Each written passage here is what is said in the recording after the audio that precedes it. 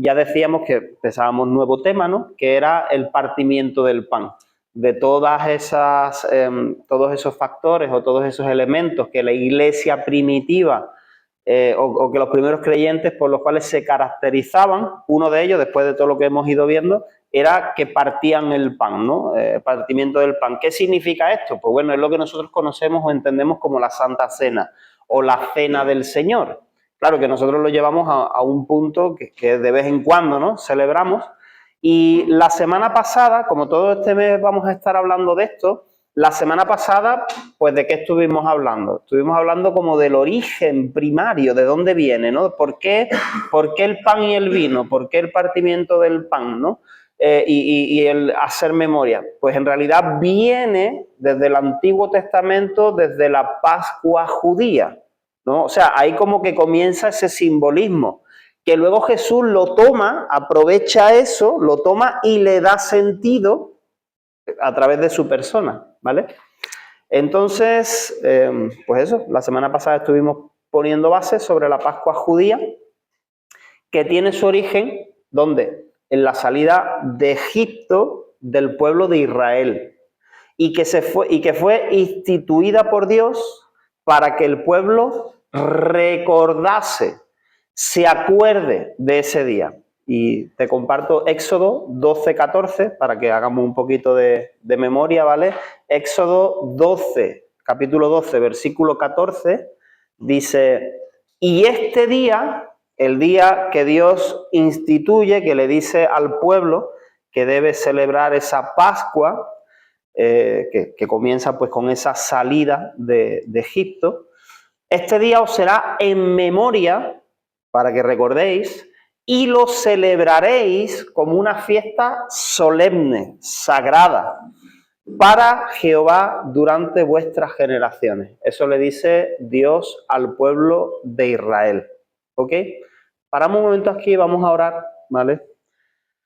Padre, en el nombre de Jesús, gracias por tu palabra, Señor, y gracias por lo que tú quieres seguir hablándonos el día de hoy.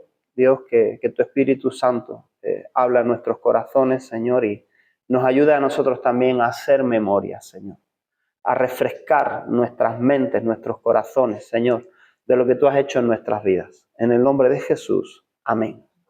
Ok, dijimos que la Pascua le da significado a la figura de Cristo como un cordero sacrificado por nuestros pecados, ¿no? O sea, decir que Jesús es el cordero, pues no, como que ¿de dónde nos sacamos eso, no? ¿De dónde nos sacamos la idea de que Jesús es el cordero? Pues sacamos esta idea desde un simbolismo que ya el propio Dios ha aportado mediante la Pascua, ¿vale? Entonces, Jesús muere o es crucificado justamente en la festividad de la Pascua, que eso es muy significativo. Es muy significativo porque, tú imagínate, ¿no? Bueno, pues los que especulan, los que dudan con respecto a Jesús, su divinidad y todo eso, no, es que eso fue un invento. ¿Quién puede escoger cuándo le van a matar? ¿Sabes? Entonces Jesús es crucificado justo en la festividad de la Pascua y es en ese contexto donde él se identifica con dos nuevos símbolos, que son el pan y el vino, ¿vale? Y habla también de un nuevo pacto que ya no es ese pacto que tenía el pueblo de Israel, que era sacrificio de animales para el perdón de pecados, sino confiar en el sacrificio de Jesús en la cruz. Y hoy pues vamos a hablar sobre cómo Jesús transforma ese recordatorio de la liberación de Israel por medio de la Pascua judía, ¿vale? Ten esto en mente. A ver, ¿para qué es la Pascua judía? ¿Para qué es esa festividad? Para que Israel se acuerde de cómo fue liberado de la esclavitud de Egipto. Para eso es la Pascua judía, ¿vale? Pues Jesús coge ese recordatorio que era solo para el pueblo de Israel y lo transforma en esa última cena, en esa Pascua donde él va a ser sacrificado, lo transforma en el recordatorio universal, ya no solo para el pueblo de Israel, sino para todos los creyentes de toda etnia, de toda nación, un recordatorio universal de su sacrificio y de su nuevo pacto con todos los creyentes. O sea, que ya no es que me limpio de pecados porque sacrifico a un cordero, sino que tengo perdón de pecados por el sacrificio que Él, el Cordero de Dios que quita el pecado del mundo, ha hecho en la cruz, ¿vale? Entonces, Lucas capítulo 22. Lucas capítulo 22, versículo 14 al 20. Dice así, ¿vale? Este es nuestro texto central. Cuando era la hora, se sentó a la mesa y con él los apóstoles y les dijo: ¿cuánto he deseado comer con vosotros esta Pascua antes que padezca, antes de que sea crucificado, ¿no?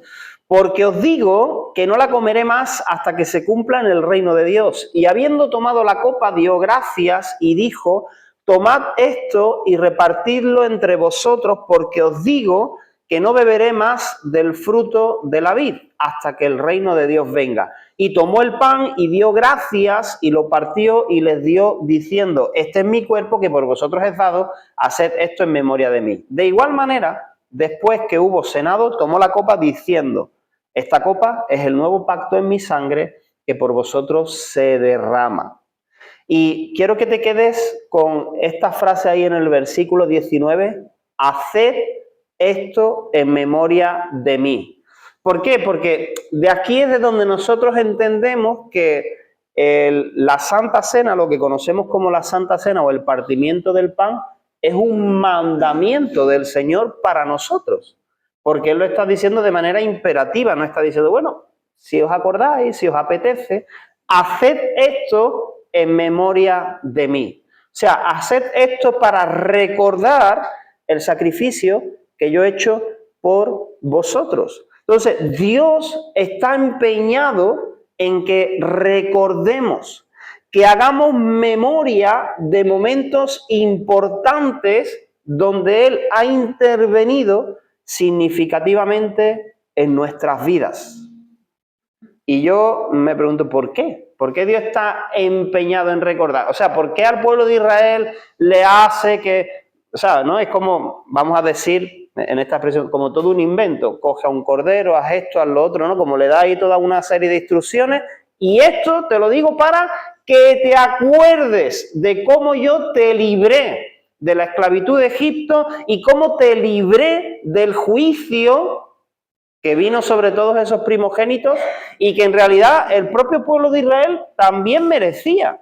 Ojo, ¿por qué? Porque el pueblo de Israel seguramente adoraba de la misma manera que adoraban los egipcios, aunque ellos tenían en su mente que sí, que el Dios de Abraham, de Isaac, de Jacob, ellos estaban ahí plenamente metidos en la cultura egipcia.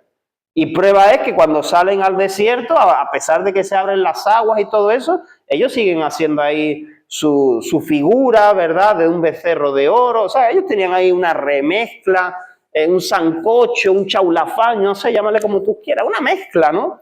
Chaulafán decimos en Ecuador, una mezcla de arroz con un montón de cosas, ¿no? Eso es. Pues el pueblo de Israel tenía esta mezcla también. Y Dios está empeñado en que recordemos. ¿Y es por qué? Porque nosotros, mira, yo te lo digo de verdad, nosotros los seres humanos es que tenemos la tendencia de olvidarnos. Yo hablaba ayer con Manolo y con Leti y estábamos hablando, claro, me decía, ¿no? Dice, es que yo, dice, si yo viese que Dios abre las aguas delante mía, eso a mí no se me olvida, yo sigo a Dios hasta la muerte. Pues curiosamente la gente ve esas cosas y se le olvida. Es que tenemos esa tendencia. Es que vemos grandes milagros y después de un tiempo nos acostumbramos y se nos olvida. Es que Dios ha podido sanarte, Dios ha podido liberarte. Y hay gente que se le olvida o que se nos olvida, vamos a meternos todos, que se nos olvida las cosas que Dios ha hecho en nuestras vidas, queridos. Tenemos esa tendencia. A menudo, ¿sabes? Y sabes una cosa, mira, hay muchas festividades en el mundo que la festividad en sí es para acordarse de algo.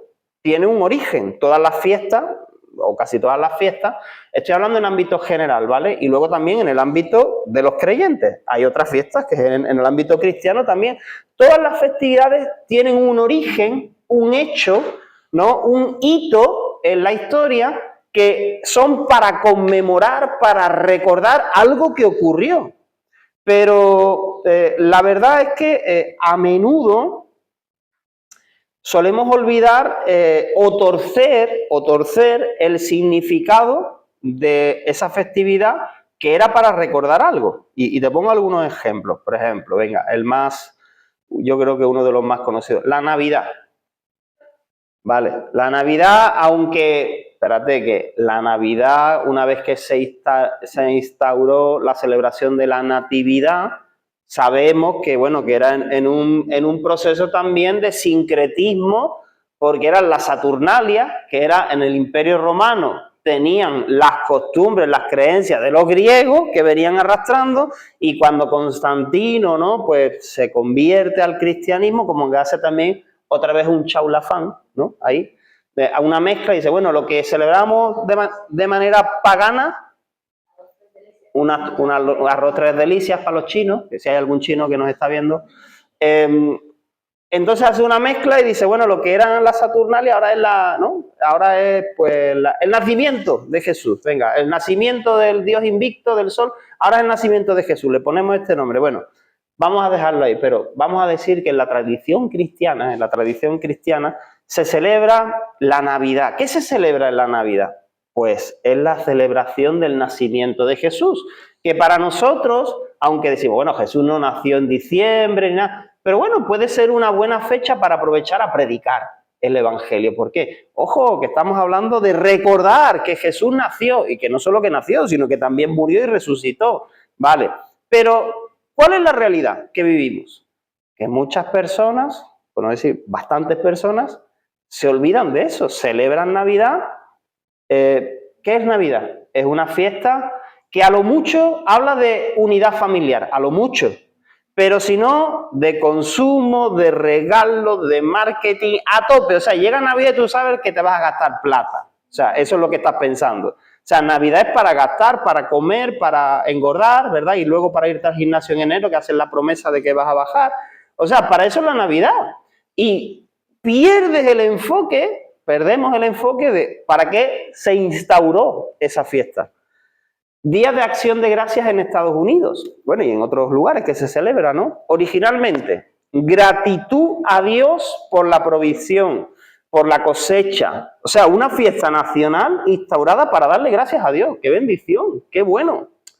Pero hoy en muchos hogares se celebra sin oración, sin referirse a Dios, sino como una tradición, ¿vale? O sea, conozco gente que vive en Estados Unidos y es igual, es una festividad más donde hay gente no creyente que no hace alusión a Dios en esa festividad, sino que solamente se junta para comer en familia y ya está, ¿vale?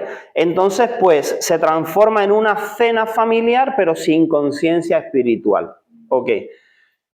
Otra cosa que no tiene nada que ver, quizá, pues con la Biblia, pero las típicas fiestas patrióticas o fiestas patrias de muchos lugares, muchos países, originalmente es la conmemoración de la independencia de ese país o de ese cantón o de ese departamento y para celebrar o festejar eventos históricos. Pero la realidad es que esas festividades acaban convirtiéndose en muchos de los casos en una celebración de descontrol sin ninguna memoria histórica. O sea, es la fiesta y ya está. Yo no estoy celebrando ni acordándome de ninguna independencia ni de nada. Y te pongo estos ejemplos para que veas cómo nos olvidamos del origen de las celebraciones, ¿verdad?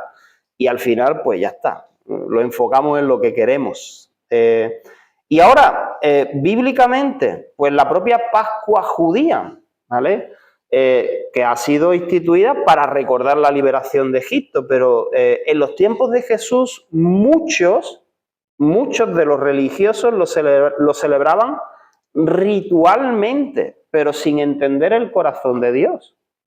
Tenemos esta tendencia de hacer ritualismo, pero olvidándonos del significado original, la Santa Cena.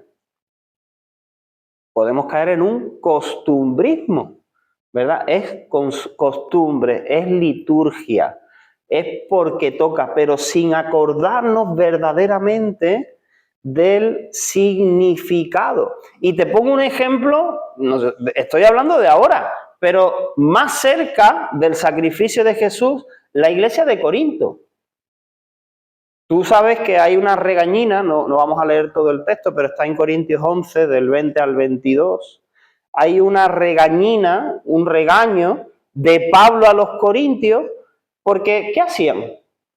Es que ustedes se juntan, para lo que ustedes se juntan no es para celebrar la cena del Señor, es para comer y beber. Unos se emborrachan, hasta se emborrachan, otros comen de más, y hay gente que se queda sin comida.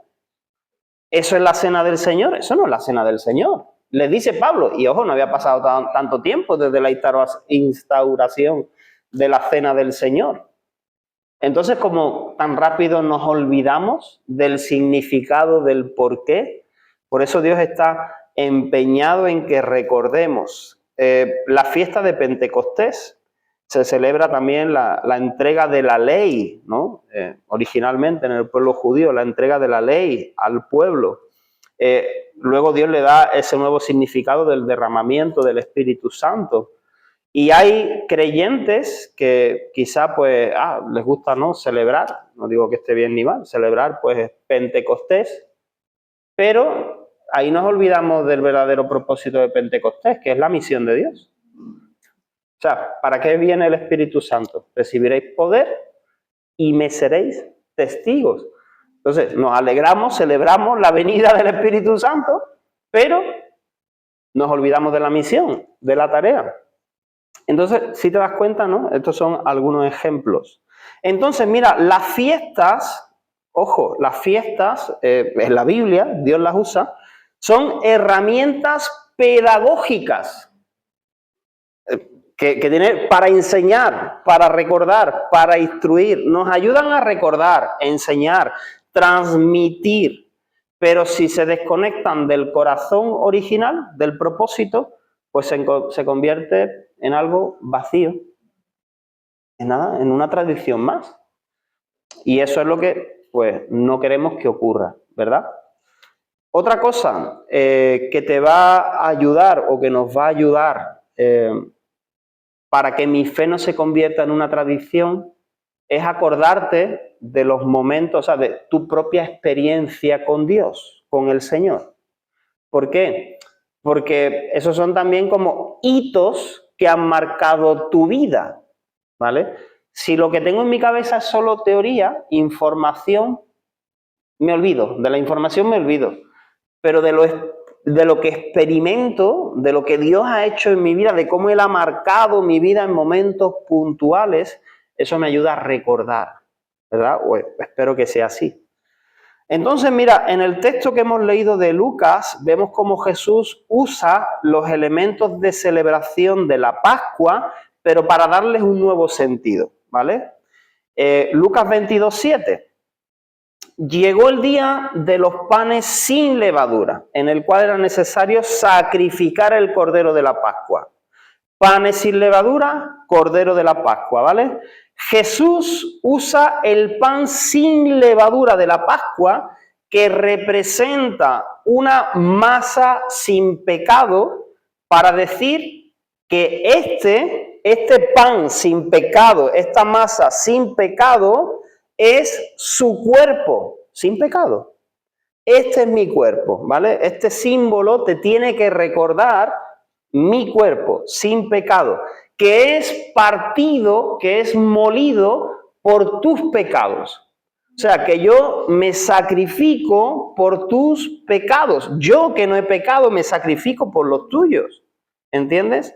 Usa esto. Y Juan Bautista había identificado a Jesús, ¿no? Ahí al principio de los evangelios, como el Cordero de Dios que quita el pecado del mundo, que es sacrificado para quitar el pecado del mundo. Y aunque Jesús no usa la ilustración del Cordero ahí en la última cena, sí añade la ilustración del vino como símbolo de su sangre, la sangre del Cordero derramada para perdón de pecados, como en la Pascua. La sangre del cordero derramada, pintando los dinteles, ¿para qué? Para que el juicio de Dios pase por alto, pasar por alto, ¿no? No es que, esto tenemos que entenderlo, no es que Dios dice, mira para otro lado, ¿no? En nuestros pecados, y dice, no pasa nada, puedes pecar, no pasa nada, yo te perdono, soy buena gente. No, no, que ahí hay, o sea, hay un pago que Él mismo hace. O sea, para ser justificado, Él toma nuestro lugar. O sea, sin derramamiento de sangre no hay perdón de pecados. En el Antiguo Testamento, sangre de animales. Ahora en el Nuevo Testamento, la propia sangre de Jesús. O sea, que Él toma nuestro lugar. No es que dice, miro para otro lado y me olvido. No. Se cumple la justicia de Dios, ¿vale? Entonces, ahí la ilustración, el vino, esta es mi sangre, ¿vale? Esa sangre del Cordero derramada. Pablo relaciona a Jesús con el cumplimiento de la Pascua en 1 Corintios 5, del 6 al 8. Ahí hablándole a los corintios,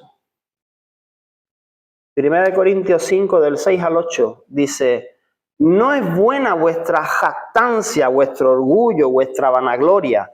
¿No sabéis que un poco de levadura, leuda, está hablando del pecado de los corintios, leuda toda la masa? Limpiaos pues de la vieja levadura, para que seáis nueva masa, sin levadura como sois. Porque nuestra Pascua, y ahí dice que es Cristo, ¿ves? Pablo conecta estos dos, la Pascua judía con Cristo. Nuestra Pascua, que es Cristo, ya fue sacrificada por nosotros. Así que celebremos la fiesta no con la vieja levadura, ni con la levadura de malicia y de maldad, sino con panes sin levadura, de sinceridad y de verdad. Lucas 22, 20 nos habla, que ya lo he mencionado, pero nos habla de que también la institución o la instauración de la cena del Señor en esa última cena es el comienzo del nuevo pacto. Dice Lucas 22, 20, de igual manera, después que hubo cenado, tomó la copa diciendo, esta copa, esta sangre, es el nuevo pacto en mi sangre que por vosotros se derrama. Pues lo que ya hemos estado mencionando. La transición definitiva entre el Antiguo Testamento, Antiguo Pacto, ¿vale? Eso, leemos la Biblia, ¿no? Antiguo Testamento es porque son libros más antiguos y Nuevo Testamento porque son más nuevos. No, Antiguo Pacto, Nuevo Pacto. O sea, ¿y qué pacto? Si hay un nuevo pacto, ¿cuál es el antiguo? Es que el antiguo pacto, el antiguo compromiso que Dios ha hecho con el pueblo de Israel, en este caso, es que esta es todas mis exigencias, mi ley, ¿vale? De lo que quiero que cumpláis. Y como sé que no podéis cumplirla, os doy un sistema de sacrificios para que os acordéis siempre de que realmente necesitáis que haya sacrificio por vuestros pecados, ¿vale? El nuevo pacto es ya no corderitos, ya no tórtolas, ya no, sino yo. O sea, a través de la fe en mí, ¿no? Es lo que está intentando transmitir Jesús. Al igual que esos sacrificios continuos de animales recordaban al pueblo de Israel su insuficiencia para cumplir la ley en sus fuerzas, el sacrificio de Jesús nos recuerda que solo Él puede hacernos perfectos delante de Dios. Porque hablamos entre nosotros, sí, pero porque ahora somos cristianos, porque hemos nacido de nuevo, sí. ¿Tú ya has dejado de pecar? ¿Pecas cero? Cero. O sea, ¿cumples a rajatabla todo lo que Dios espera de ti? No. Pero ahora, ¿cuál es mi confianza? Hombre, evidentemente va habiendo una progresión, va habiendo un fruto, ¿no? Va habiendo progresivamente viene luz a mi vida, va habiendo transformación, siendo transformados a la imagen de Jesús. Yo espero que tú ahora, si llevas tiempo en el Señor, estés mejor que al principio. Espero, ¿no? Esperamos todos, ¿no? Queremos todos, ¿no? Ir de gloria en gloria y de victoria en victoria, ¿vale? Pero, mira, por más que yo camino, ¿no? Y me esfuerzo, en mi fuerza, es que yo soy imperfecto. Y eso me recuerda que necesito un Salvador. ¿Entiendes? Me recuerda siempre que necesito un Salvador. Yo creo que quizá ahí la figura que tenemos desde el Antiguo Testamento, David, ¿no? El rey David. O sea, un hombre conforme al corazón de Dios. O sea, Dios mismo dice esto, no se lo dice nadie. Y tú dices, no veas, pero David la lió bien. Pero su corazón siempre reconocía que necesitaba la misericordia de Dios. ¿Cómo? ¿No? Ese tiene que ser nuestro corazón. O sea, en nuestra imperfección, Señor, tu sacrificio, necesito de ti. Cuando hablamos nosotros del partimiento del pan o lo que llamamos como Santa Cena, en otra semana, en otra predicación, hablaremos un poquito más de lo que es la liturgia, la práctica que nosotros tenemos, ¿vale? Como cosas más concretas. Pero siempre pues nos gusta recordar quién participa de la Santa Cena, de ese hacer memoria. Bueno, pues pudiéramos leer bastantes versículos, Hechos 2 del 42 al 47, no lo voy a leer porque es de donde basamos, ¿no?, todas las prédicas que vamos llevando, ¿no?, mes tras mes, pero habla de las prácticas de los primeros creyentes. Primera de Corintios 11, del 17 al 22. Primera de Corintios 11 también, del 23 al 26. Lo que nosotros vemos en la Biblia, que es indispensable para hacer memoria del Señor. Yo, a ver, te voy a decir, mira, voy a hacer memoria de Juanillo, que no lo conozco. ¿Puedo hacer yo memoria de alguien a quien no conozco? No. O sea, indispensable es conocer al Señor, ¿no? Conocer al Señor, evidentemente valorar, entender, haber recibido, ¿no?, en mi mente, en mi espíritu, en mi corazón, lo que Él ha hecho por mí. Entonces yo, porque aparte, no es, me acuerdo de que Jesús tenía el pelo largo porque era nazareno, no. O sea, hacer memoria de mí, ¿de qué? De mi sacrificio por vosotros, ¿no? O sea, me acuerdo en las películas antiguas que Jesús llevaba túnica, no, de eso no es que tenemos que hacer memoria. Entonces, para yo valorar ese sacrificio, lo he tenido que recibir, ¿no?, como revelación, como entendimiento en mi corazón. Entonces, ahí puedo hacer memoria. ¿Vale? Pues entonces, ¿de qué estamos hablando? Y es que es las personas que han tomado la decisión de seguir a Jesús los que pueden participar de este partimiento del pan, de hacer memoria de Él. O sea, yo creo que eso es algo claro, es evidente, ¿vale? No vamos a darle más vueltas. Ahora, ¿juzgo yo si tú has tenido ese encuentro o no? No, pero siempre cuando hablamos de partir el pan o celebramos Santa Cena, ¿qué hacemos? Explicamos esto y explicamos también las consecuencias de hacerlo a la ligera o de cualquier manera, y ya la responsabilidad está sobre cada uno. Yo no puedo juzgar, es que tú no has tenido un encuentro con Jesús, es que tú sí, es que tú no. Yo te lo digo y tú verás lo que haces, ¿vale? Eso ya queda en tu conciencia.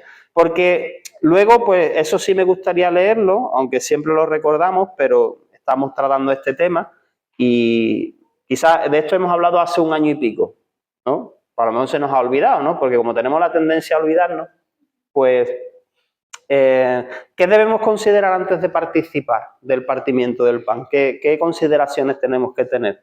Primera de Corintios 11, del 27 al 32. Dice Pablo, ¿no?, ahí a los corintios. Primera de Corintios 11, del 27 al 32. De manera que cualquiera que comiere este pan o bebiere esta copa del Señor indignamente, será culpado del cuerpo y de la sangre del Señor. Por tanto, pruébese cada uno a sí mismo y coma así el pan y beba de la copa. Porque el que come y bebe, otra vez, indignamente, sin discernir, sin entender, sin comprender el cuerpo del Señor, juicio come y bebe para sí. Por lo cual hay muchos enfermos y debilitados entre vosotros y muchos duermen. Duermen no es que te quedas dormido en el culto. Está diciendo, estás muerto, ¿vale? Hombre, algunos se quedan dormidos en el culto, la verdad, ¿no? A mí en Ecuador sí me ha pasado, ¿no? Así, coger la cobija y... ¿no? O gente roncando también, ¿no? Ronquidos indecibles, ¿sabes? Me ha pasado, pero no está hablando aquí de eso. Está hablando de muerte. Ahora, interpreta tú, pues, si es muerte espiritual, muerte literal, no lo sé, pero lo dejamos ahí, ¿vale? Duermen. Si pues nos examinásemos a nosotros mismos, no seríamos juzgados, mas siendo juzgados somos castigados por el Señor para que no seamos condenados con el mundo. Ahora, ¿qué sacamos de este texto? En primer lugar, no participes indignamente, de cualquier manera, a la ligera, sin respeto, sin conciencia de lo que estás haciendo, no lo hagas. Así, si no lo tienes claro, no lo hagas. Abstente, ¿vale? Otra cosa, lo que nos está diciendo es que habrá consecuencias si lo haces de esa manera. Sin respeto, sin consideración, si lo haces indignamente, sin discernir, sin entender lo que estás haciendo, habrá consecuencias para ti. Eso está diciendo Pablo. Otra cosa, que antes de participar, ¿no? Pues del hacer memoria, hay que probarse y examinarse uno mismo. O sea, no yo pruebo al que está al lado, sino me pruebo a mí mismo, me examino yo mismo. ¿Qué significa esto? Que hago un trabajo de reflexión. A veces lo hacemos cuando se celebra Santa Cena, decimos, tómate un tiempo ahí donde estás, ¿no? Pues para hablar con el Señor y ponerte a cuentas con Dios. Incluso solemos hablar y estar a cuenta con otros hermanos, ¿no? Si tienes cosas que resolver. Pero, ojo, yo te pregunto, ¿eso tiene que ser solo cuando hay Santa Cena? Entonces, voy a estar de cualquier manera hasta que haya Santa Cena. Y cuando llega la Santa Cena, ahí me pongo a cuentas con Dios. No, yo creo que eso tiene que ser un trabajo diario, ¿no? O incluso, como mínimo, si tú sabes, por ejemplo, en este mes vamos a tener Santa Cena, en este mes, ¿vale? Puede ser que sea la semana que viene o la otra, ya vamos a concretar. Ya te lo estoy diciendo, ¿vale? O sea, ya vas jugando con ventaja, ¿no? Pero bueno, que repito, que no tiene que ser solo en la Santa. No tiene que ser solamente en la Santa Cena, ¿vale?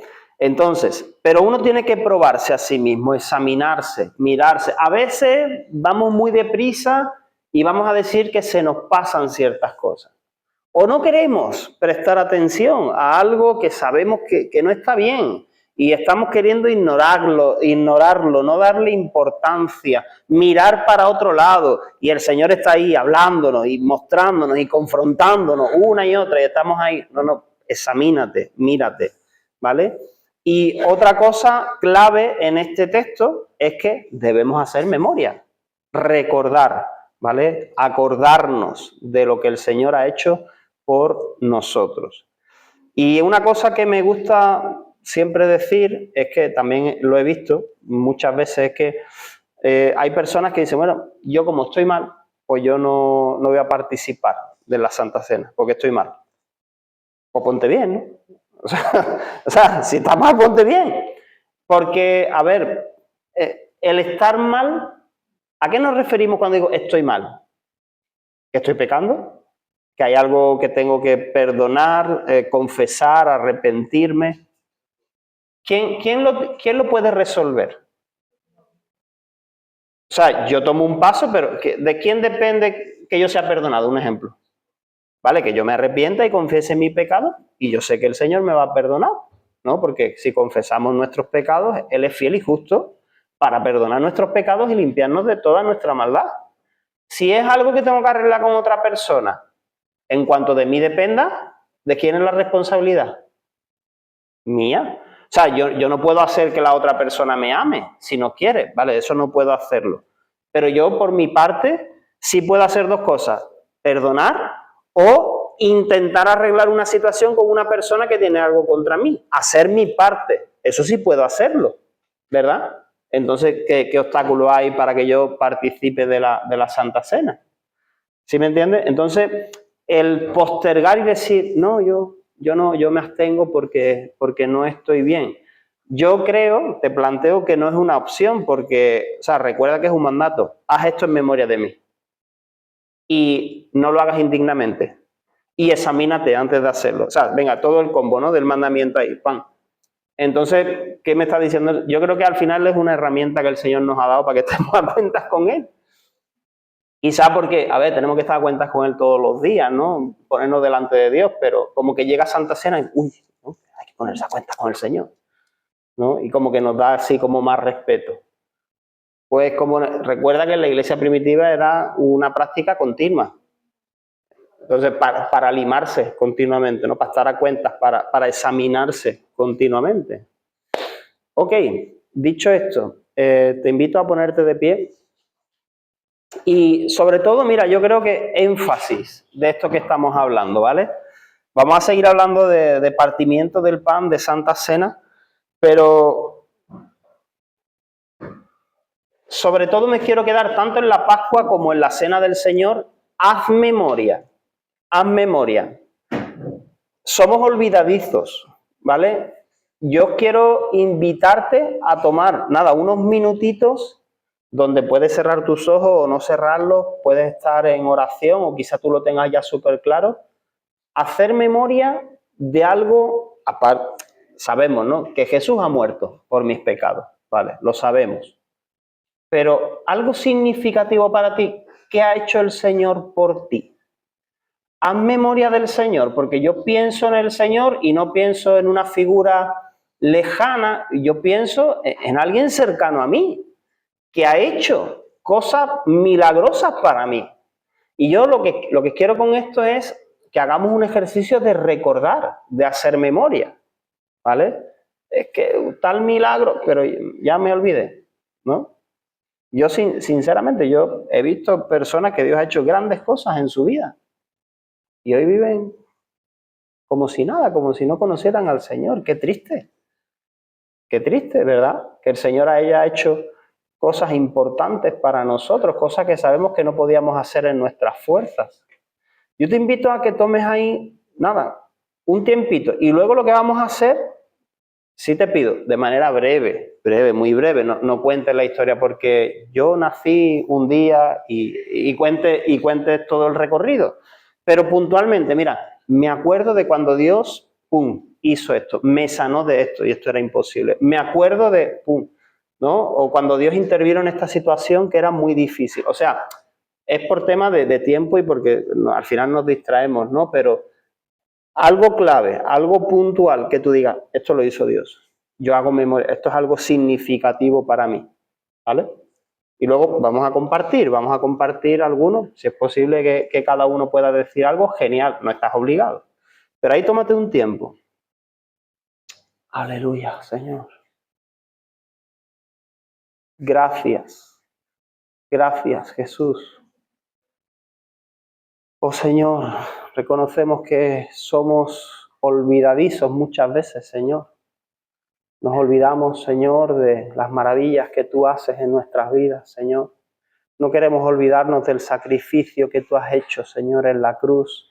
No queremos olvidarnos del pacto, de ese nuevo pacto que tú has hecho en tu sangre con nosotros, Señor, en tu cuerpo, en tu sangre.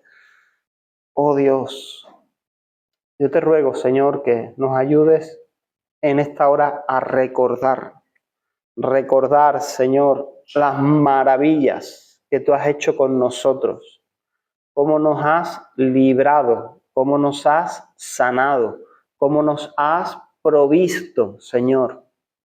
Dios mío, aquellos momentos, Señor, que impactaron fuertemente nuestras vidas, Señor, donde tú te revelaste, Señor, a nosotros, Dios.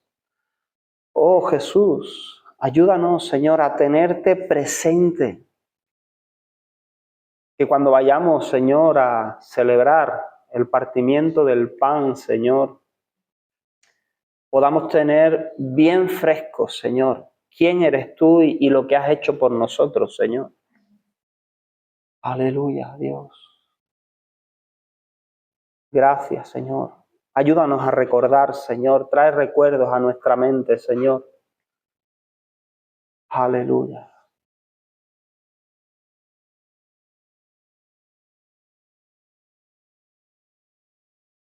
Bendito Dios. Gracias, Señor.